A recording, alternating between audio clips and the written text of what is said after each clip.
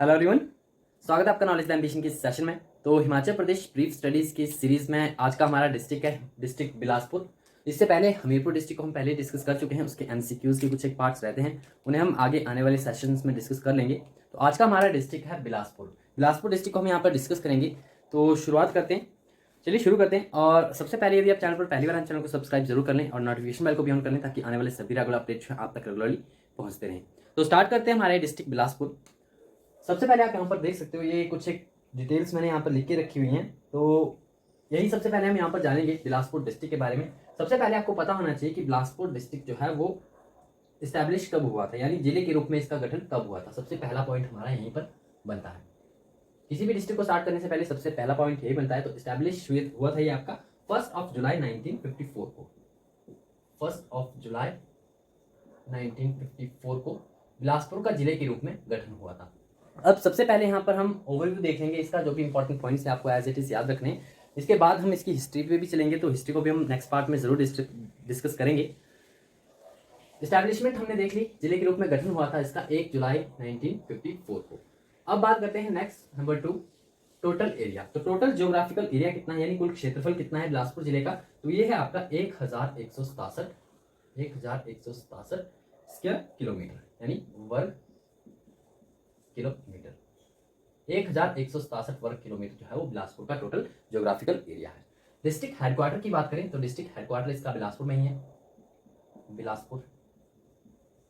Population density, अब population यहाँ पर हम डिस्कस नहीं करेंगे क्योंकि पॉपुलेशन जो है एग्जाम में पूछी नहीं जाती है। मेनली आपको पॉपुलेशन डेंसिटी का यहाँ पर ध्यान रखना है। पॉपुलेशन में आपको बताऊं तो पॉपुलेशन इसकी है, इसकी 3,00,000, ये विजिबल होगा आपको, 3,81,956 अकॉर्डिंग टू द 2011 सेंसस। तो 2011 की जनगणना के अनुसार ये बिलासपुर की जनसंख्या है, लेकिन ये एग्जाम में पूछी नहीं जाती है।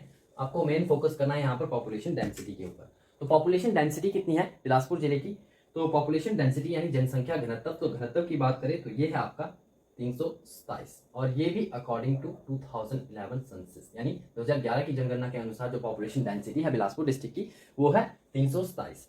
नेक्स्ट आता है जेंडर रेशो। ये सभी इंपॉर्टेंट है, ये सभी आपको ध्यान में रखना ही है।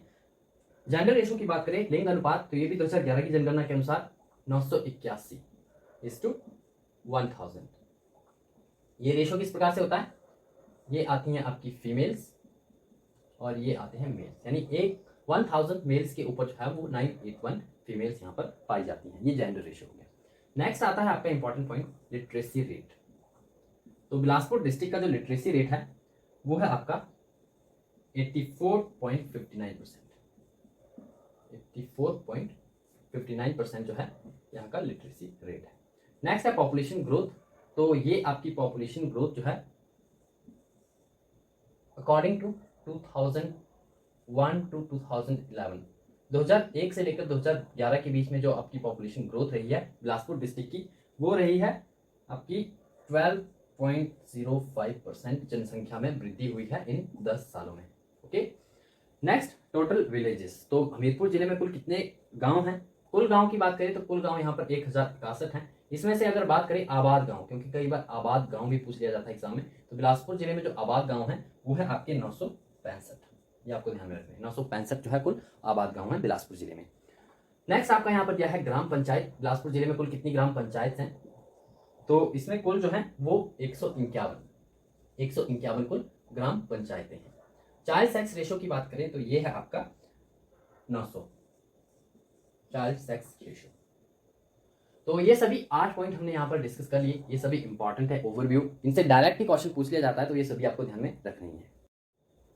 तो नेक्स्ट अब हम यहाँ पर बात करते हैं बिलासपुर डिस्ट्रिक्ट की ज्योग्राफिकल लोकेशन के बारे में। इसकी ज्योग्राफिकल लोकेशन देख लेते हैं, कौन कौन से डिस्ट्रिक्ट जो है इसके आसपास पड़ते हैं। तो यहाँ पर आप इस डायग्राम को देख सकते हो, इसमें मैंने डायरेक्शंस बनाई हुई है। ये सेंटर में आपका बिलासपुर है।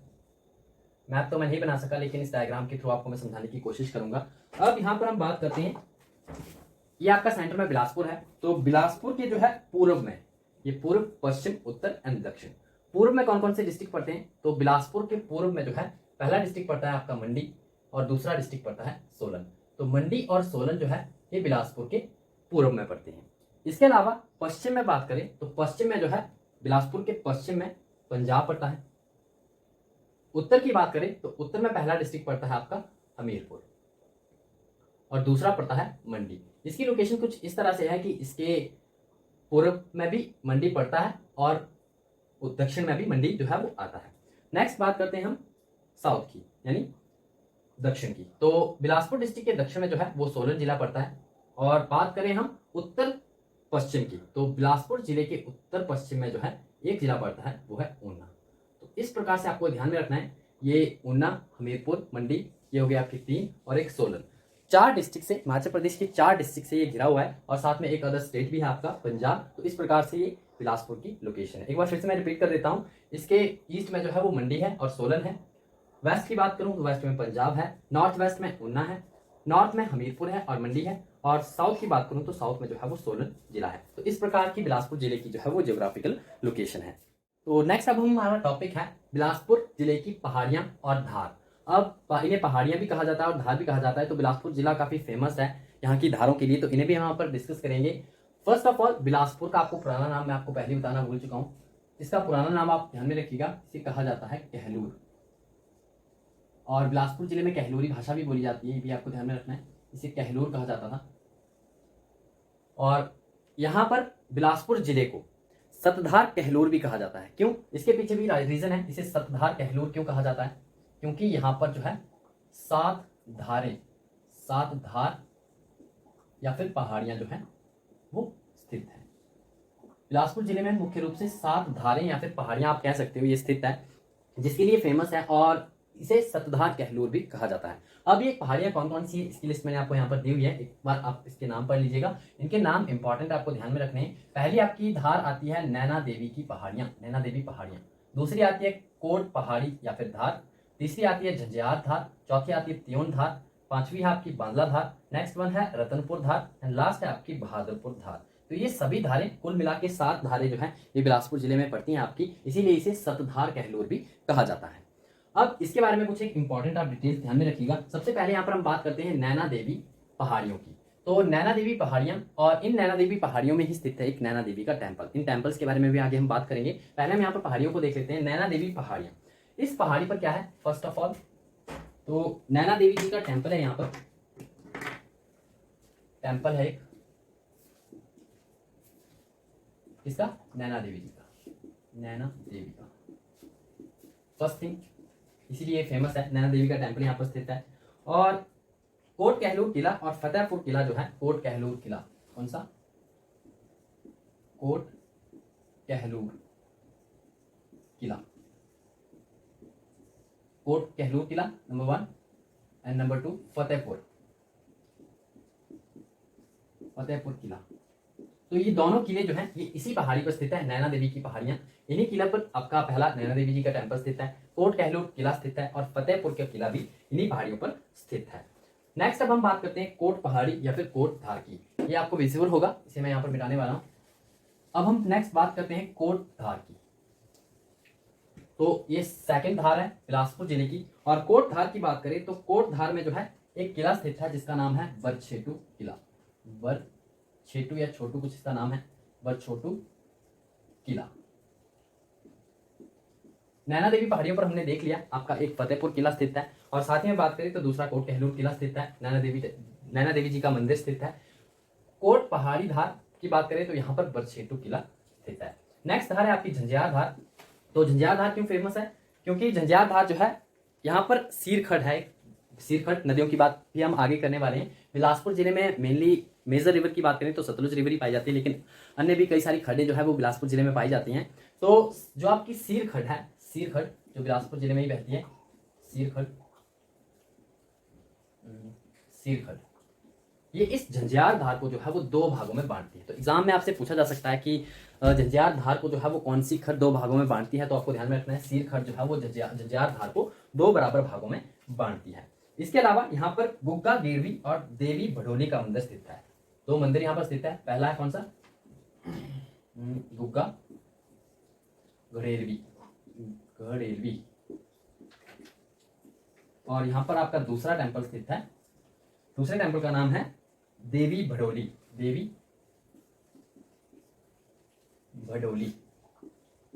तो ये दो टेम्पल जो है ये झंझार धार पर स्थित है। झंझार धार आपको ध्यान में रखना है, सीरखड़ जो है वो झंझार धार को दो बराबर भागों में बांटता है, और गुग्गा गड़ेल भी और देवी भडोली के मंदिर यहाँ पर स्थित है। ये टेम्पल्स है दोनों, टेम्पल्स ये झंझार धार पर स्थित है। और ऐसा नहीं है कि एग्जाम में पूछे नहीं जाते हैं, मैक्सिमम टाइम देखा ही गया कि Himachal Pradesh public service commission हो चाहे स्टाफ सिलेक्शन कमीशन हो, दोनों के एग्जाम्स में ये धारें जो है वो देखने को मिली जाती हैं। तो आप इनके नाम भी ध्यान में रखने, और इनसे जुड़े जो इंपॉर्टेंट पॉइंट्स है कौन कौन से किले यहाँ पर पढ़ते हैं इन्हें भी आप ध्यान से पढ़िएगा। नेक्स्ट आपकी इंपॉर्टेंट है त्योन धार। तो त्योन धार में जी आपका स्थित है, वेट अ मिनट,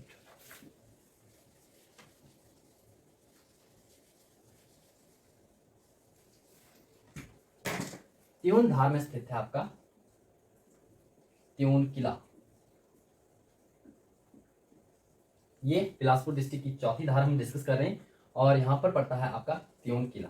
इसके अलावा बात करें तो त्योन किला के अलावा पीर प्यानू का मंदिर, पीर प्यानू का मंदिर ये भी आपका त्योन धार में ही स्थित है। ये दो इंपॉर्टेंट है क्योंकि एग्जाम में पिछली बार ये देखे भी गए थे, एक आपका पीर प्यानू का मंदिर और त्योन किला। इसके अलावा बात करें तो आपका सियोन किला यहाँ पर स्थित है, नारायणगढ़ किला यहाँ पर स्थित है। तो कुछ ज्यादा इंपॉर्टेंट है नहीं, आप नॉर्मली इन दोनों को याद रखिएगा, त्योन धार में त्योन किला स्थित है और पीर प्यानू का मंदिर स्थित है। नेक्स्ट हम बात करते हैं बांदला धार की। तो बांदला धार से भी कुछ इंपॉर्टेंट डिटेल्स नहीं है, बस इसकी आप लेंथ ध्यान में रखिएगा जो बुक में मेंशन है। लेंथ जो है इसकी 17 किलोमीटर है, इसकी बांदला धार की। बांदला धार बिलासपुर जिले की 5वीं धार है। नेक्स्ट आपकी आती है रतनपुर धार। तो रतनपुर धार इंपॉर्टेंट है क्योंकि यहाँ पर स्थित है आपका रतनपुर किला। रतनपुर किला डिस्ट्रिक्ट आपको ध्यान में रखना है, सभी किलों के, ये सभी किले जो है वो बिलासपुर डिस्ट्रिक्ट में ही पड़ते हैं। इन धारों के नाम भी आपको ध्यान में रखने हैं, कई बार डिस्ट्रिक्ट की जगह आपसे धार पूछ ली जाती है या प्रॉपर प्लेस पूछ लिया जाता है, तो आपको ये सभी ध्यान में रखने हैं।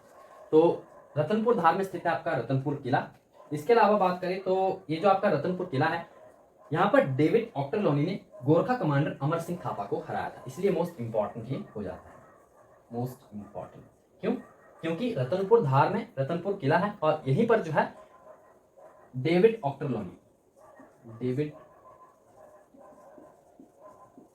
ऑक्टरलोनी ने गोरखा कमांडर अमर सिंह थापा को हराया था।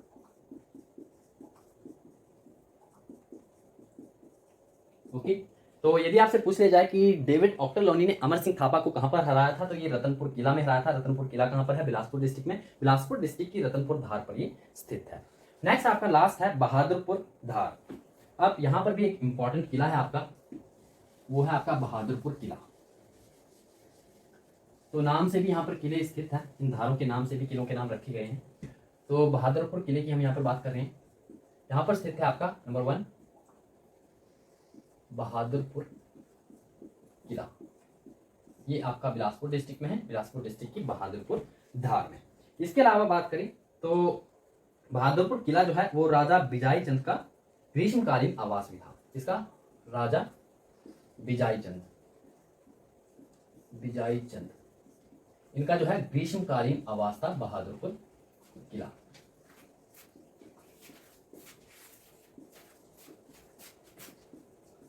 तो अभी के लिए आपको ये सब सारी डिटेल्स जो है ध्यान में रखनी है। मेनली नाम आपको ध्यान में रखने हैं। ये 7 धारें जो है वो बिलासपुर जिले में पाई जाती हैं, इसीलिए इसे सतधार कहलोर भी कहा जाता है। कहलोर बिलासपुर का पुराना नाम था, यहाँ पर कहलोरी भाषा भी बोली जाती है। टॉपिक है रिवर्स। बिलासपुर डिस्ट्रिक्ट में जो है कौन कौन सी मेजर रिवर्स हैं। तो मेजर रिवर्स की बात करूं तो जो आपकी हिमाचल प्रदेश की 5 मेजर रिवर्स में से केवल एक रिवर जो है वो बिलासपुर जिले में से होकर बहती है, वो है आपकी सतलुज रिवर। ये है आपकी सतलुज रिवर, जो कि कसौल से, पहले ये मंडी से बहती हुई आती है और कसौल से बिलासपुर में एंटर कर जाती है। ये इसकी एंट्री है बिलासपुर डिस्ट्रिक्ट में सतलुज नदी की। और बिलासपुर में बहने के बाद जो है ये नैला गांव भाखड़ा के नजदीक आपका नैला गांव है, भाखड़ा में स्थित है। यहां से ये पंजाब डिस्ट्रिक्ट में एंटर कर जाती है। तो यानी बिलासपुर डिस्ट्रिक्ट में एंटर करती है कसौल से, और बिलासपुर को छोड़कर नैला गांव से पंजाब में ये चली जाती है। तो ये एंट्री और एग्जिट है सतलुज नदी का बिलासपुर डिस्ट्रिक्ट में। और बिलासपुर डिस्ट्रिक्ट में बात करूं तो जो आपकी मुख्य सहायक खड्ड हैं सतलुज नदी के बिलासपुर डिस्ट्रिक्ट में, उनमें आते हैं आपकी, पहला है अली खड्ड, दूसरा है गंबर, तीसरा है सीर खड्ड। ये 3 मुख्य रूप से सहायक खड्ड हैं बिलासपुर जिले में सतलुज नदी की। इनके नाम आपको ध्यान में रखने क्योंकि केवल 3 ही है। और यहाँ पर मैं अली खड्ड की बात करूं, सबसे पहला अली खड्ड है। तो अली खड्ड जो है ये आपका आता है सोलन से। सोलन के अर्की से। ये सोलन के अर्की से जो है ये खड्ड निकलकर कोठी हरार नामक स्थान है, कोठी हरार, इतने आपको डीप में जाने की जरूरत नहीं है, लेकिन फिर भी आप ध्यान में रखिएगा, कोठी हरार नामक स्थान पर जो है ये बिलासपुर में एंटर करता है। ठीक है, ये अलीखड़, और इसके बाद ये बिलासपुर में ही इसमें सतलुज नदी में मिल जाता है। इस प्रकार से ये मुख्य जो आपका सहायक खड्ड है सतलुज नदी का बिलासपुर जिले में, ये आपको ध्यान में रखना है। और बात करें अलीखड़ कहाँ पर मिलता है सतलुज नदी में, तो इस प्लेस का नाम भी आपको ध्यान में रखना है। इस प्लेस का नाम है बेरी घाट। बेरी घाट नामक स्थान पर जो है अलीखड़ बिलासपुर जिले में सतलुज नदी में मिल जाता है। आता कहां से? सोलन अर्की से। नेक्स्ट बात करते हैं गंबर की। तो गंबर खड्ड जो है ये आपका शिमला से निकलता है। गंबर खड्ड शिमला से, शिमला में प्लेस है आपका जो तारा देवी है, आपका तारा देवी प्लेस, तारा देवी, यहां से ये निकलकर आता है और बिलासपुर जिले में एंटर करता है। तो कहां पर एंटर करता है ये आपको ध्यान में रखना है। ये करता है एंटर नेरी नामक गांव में, नेरी नामक गांव में। शिमला के तारा देवी से गंबर खड्ड निकलता है और बिलासपुर जिले में नेरी नामक स्थान से ही बिलासपुर जिले में एंटर कर जाता है। और उसके बाद बिलासपुर में जो है ये सतलुज नदी में जाकर मिल जाता है।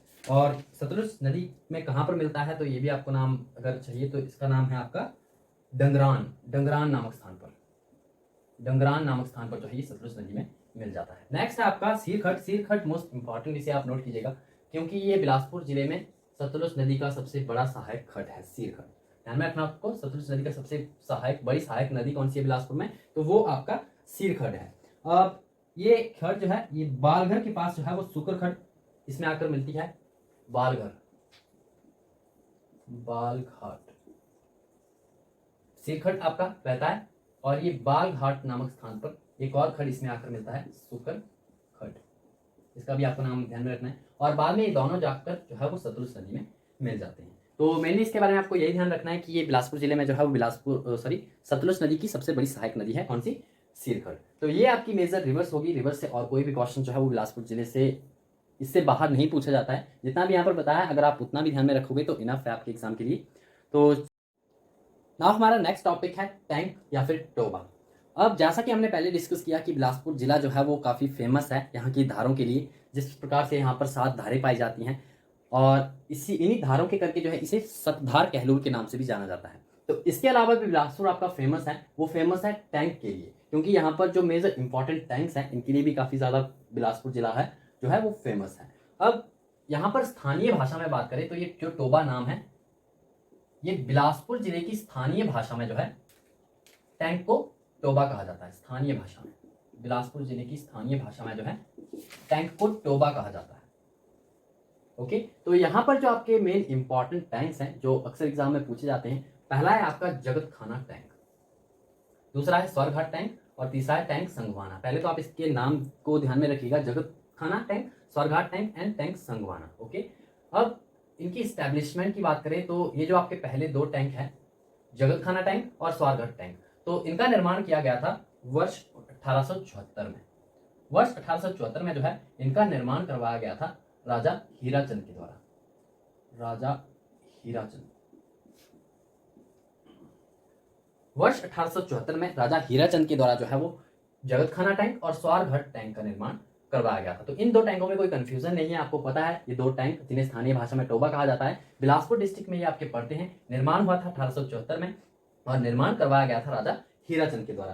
तो ये दोनों टैंकों का निर्माण ही राजा हीराचंद के द्वारा ही किया गया था। अब राजा जो आपके यहाँ पर पहले भी हमने एक राजा को डिस्कस किया और अब आ रहे हैं आपके राजा हीराचंद, तो इन राजाओं को हम आगे हिस्ट्री वाले क्वेश्चन में डिस्कस कर लेंगे। नेक्स्ट वन आता है आपका टैंक संगवाना। तो इसका निर्माण राजा हीराचंद के द्वारा नहीं किया गया था, ये निर्माण किया गया था आपका राजा विजयचंद के द्वारा। ये बिलासपुर के राजा थे, राजा विजयचंद। राजा विजयचंद के द्वारा जो है वो टैंक संगवाना का निर्माण करवाया गया था। इसके अलावा भी बिलासपुर में कई सारे टैंक्स हैं, जैसे कि आपका टैंक कसौल है, टैंक कसौल है। ये कुछ खास इंपॉर्टेंट नहीं है, ना ही एग्जाम में इनसे ज्यादा क्वेश्चन पूछे जाते हैं, इसलिए मैं आपको ऐसे ही बता रहा हूँ। टैंक कसौल है, टैंक जमथाल है, इसके अलावा जमथाल। इसके अलावा और भी कई सारे छोटे मोटे टैंक है जिनके नाम आपको ध्यान में रखने की जरूरत नहीं है। जो आपके नैना देवी टैंक है यहाँ पर, क्योंकि टैंक्स के लिए काफी फेमस है ये नैना देवी, और इसके अलावा रिवाल्सर टैंक, रिवाल्सर टैंक भी यहाँ पर स्थित है। तो ये इंपॉर्टेंट जो टैंक्स थी 3 उनके नाम मैं आपको बता चुका हूँ, इस्टेब्लिशमेंट भी बता चुका हूँ, इस्टेब्लिश कब हुए थे और किसके द्वारा किए गए थे। और नेक्स्ट अब हम यहाँ पर बात करते हैं बिलासपुर डिस्ट्रिक्ट में पाई जाने वाली लेक्स की। तो इसमें कुछ खास है नहीं, जो है वो बहुत ही इंपॉर्टेंट है, क्योंकि बिलासपुर जिले में केवल एक ही लेक है, वो है आपकी गोविंद सागर लेक, गोविंद सागर झील। और ये क्यों सबसे इंपॉर्टेंट है आपको पता ही होगा, क्योंकि ये गोविंद सागर झील जो है ये हिमाचल प्रदेश की सबसे बड़ी मानव निर्मित झील है, एचपी की सबसे बड़ी मानव निर्मित झील।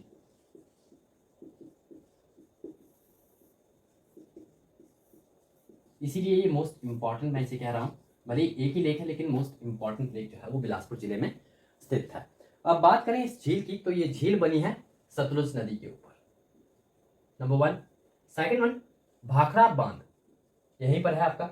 और जो गोविंद सागर झील है ये कितने क्षेत्रफल में फैली हुई है, तो 168 वर्ग किलोमीटर के क्षेत्रफल में ये फैली हुई है। ये इंपॉर्टेंट पॉइंट्स आपको ध्यान में रखने। गोविंद सागर झील जो है बिलासपुर डिस्ट्रिक्ट में है, हिमाचल प्रदेश की सबसे बड़ी मानव निर्मित झील है, सतलुज नदी के ऊपर ये बनी हुई है, और यहीं पर आपका भाखड़ा बांध भी यहीं पर बना हुआ है। टोटल जो एरिया है गोविंद सागर झील का वो है 168 स्क्वायर किलोमीटर। इसके अलावा यहाँ पर इंपॉर्टेंट हो जाता है हमारे लिए भाखड़ा बांध। तो भाखड़ा बांध से जो क्वेश्चन पूछे जाते हैं वो पूछे जाते हैं इसकी आधारशिला किसने रखी थी। तो ध्यान में रखना आपको, पंडित जवाहरलाल नेहरू, पंडित जवाहरलाल नेहरू जी के द्वारा जो है वर्ष 1955 में भाखड़ा बांध की आधारशिला जो है वो रखी गई 1955 में। डेट्स आपको ध्यान में रखनी है। और ये जो आपका भाखड़ा डैम था ये बनकर कब तैयार हुआ, तो ये बनकर तैयार हुआ था 1963 में, 1963 में। आधारशिला रखी गई 1955 में और बनकर तैयार हुआ आपका 1963 में। और ये जो आपका पुल बांध है इसकी ऊंचाई कितनी है, तो ऊंचाई की बात करें तो ये 225, जो टोटल ऊंचाई है 225 मीटर है। Okay, 225 metre. सभी पॉइंट्स आपको ध्यान में रखने। भाखड़ा बांध पंडित जवाहरलाल नेहरू जी के द्वारा आधारशिला रखी गई 1955 में। 1963 में इसका निर्माण कार्य जो है वो पूरा हुआ। टोटल जो हाइट है इसकी लेंथ वो आपकी है 255 मीटर। तो 255 मीटर की ऊंचा है ये बांध, और इसी बांध के ऊपर गोविंद सागर झील है जो कि हिमाचल प्रदेश की सबसे बड़ी मानव निर्मित झील है। इसके अलावा गोविंद सागर झील इसे बनने में जो आपका बनने की प्रक्रिया थी उस समय कुल 256 गांव, कई बार ये गांव की संख्या भी पूछ ली जाती है कि कुल कितने गांव जलमग्न हो गए या इसमें जो है वो डूब गए, तो कुल 256 गांव जो थे इसमें जलमग्न हुए थे। ओके, ये सभी डिटेल्स आपको इसके बारे में ध्यान रखनी है। इसके अलावा कोई भी इंपॉर्टेंट झील जो है वो बिलासपुर जिले में नहीं है जो कि एग्जाम में पूछी जाए, है भी नहीं, लेकिन जो है वो बहुत ही इंपॉर्टेंट है। इसके अलावा जो अदर है वो है आपके झरने। तो झरने भी यहीं पर हम डिस्कस कर लेते हैं। झरने और जलप्रपात जो कि बिलासपुर जिले में पाए जाते हैं वो है आपके 2 ही हैं, केवल बस्सी एंड ददराना। इनके नाम ध्यान में रखने आपको, पहला है बस्सी और दूसरा है ददराना। बस्सी और ददराना जलप्रपात जो है ये बिलासपुर डिस्ट्रिक्ट में ही पड़ते हैं, तो इन दोनों के नाम आपको ध्यान में रखने हैं। इसके अलावा यहाँ पर प्रमुख घाटियों की बात करें तो यहाँ पर पाई जाती है आपकी चैंतो घाटी, दावी घाटी और सतलुज घाटी। घाटियां आप यहाँ पर लिख लीजिए, चैंतो घाटी, पहली आपकी चैंतो घाटी, दूसरी है दावी घाटी, दावी घाटी, और थर्ड वन आती है आपकी कौन सी, सतलुज घाटी, सतलुज घाटी। तो ये 3 घाटियां मुख्य रूप से बिलासपुर जिले में पाई जाती हैं। झरने हमने यहाँ पर देख लिए, झरने हैं आपके बस्सी और ददराना। बाकी सभी पॉइंट्स आपको इसके बारे में ध्यान रखने हैं। अब इसके बाद हमारा ये ज्योग्राफी का पोर्शन भी खत्म हो गया बिलासपुर जिले का। अब हम हिस्ट्री के पोर्शन को डिस्कस करेंगे, उसे हम आने वाली नेक्स्ट पार्ट में डिस्कस करेंगे। आई होप आपको ये सभी समझ में आ गया होगा। इसके अलावा यदि आपके मन में कोई डाउट है या इसमें आप कोई एडिशन चाहते हो किसी और तरीके से, तो आप मुझे कमेंट बॉक्स में बता सकते हो और अपना फीडबैक आप मुझे जरूर दें कमेंट बॉक्स में। तो वीडियो को यहीं पर समाप्त करते हैं, मिलते हैं नेक्स्ट वीडियो में। Thanks for watching and best of luck for your bright future.